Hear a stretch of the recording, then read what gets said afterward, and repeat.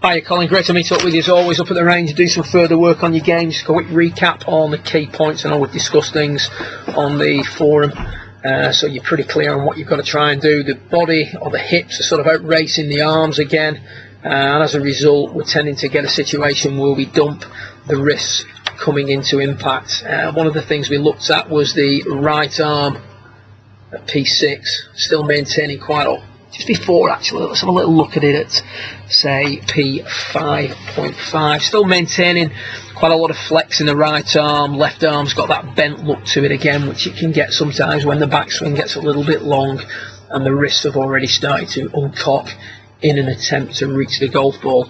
Now in the past we've talked about this feel of straightening the right arm. You can see there you're doing that nicely, and as you do that the arms are moving quicker, the body's moving slower, and at P5.5 things are looking much more as we would want them, more level with the shoulders, hips and arms working in unison. So the feel that we're trying to get is that the hips and the arms are moving down at the same rate. Whether it be that your arms are slow or that your hips are fast is irrelevant really. We want both to match up. That's the feeling. One of the drills that we used was to hit balls where the ball is sort of 8 inches out front of a towel that we folded up, and you can see there that left arm starting to straighten out nicely, and P6 is looking a little bit tighter. We just play that down with the right arm starting to straighten, and so on and so forth. The other thing we talked about was maintaining the impact position, so establishing an impact position and bullet balls forward from that nice impact position. Now one of the other things, you can see my Windows 8 is having a bit of a mur here, that created was a little bit of a shorter backswing, a little bit of a better move into the left side. You can see now at 5.5 it's starting to look different, and at 6 that right arm's losing more flex, which is good.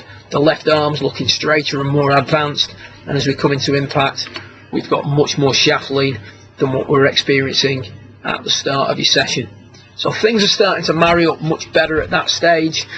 We also talked about not rotating through the golf ball quite as much, so when we're doing the drill we want to feel like we're tucking under, and you can see here we're starting to see a big difference towards the end of your session.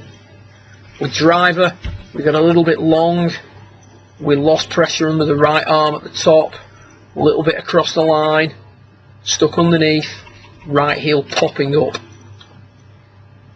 So the key for you here was to just maintain pressure under the right arm, keep that right arm nailed to the chest at the top with a 3/4 swing. That was the feel.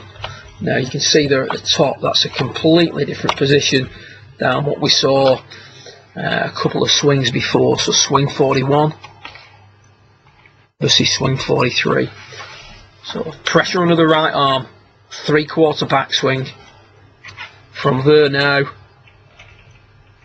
the right heel's popping up a little bit less. The club is less behind us, and then the exit is a little bit lower as we hit out at the golf ball. A little bit less, much better movement through the golf ball there on that bottom right footage. Slightly lower exit with slightly less club face rotation. So it's tightening up P6. That rehearsal, as you said in your text that you sent across, we have discussed a number of times, but it sounds like the penny's finally dropped and things are going along nicely. Look forward to playing with you on Monday, mate, and keep up the good work. Well done.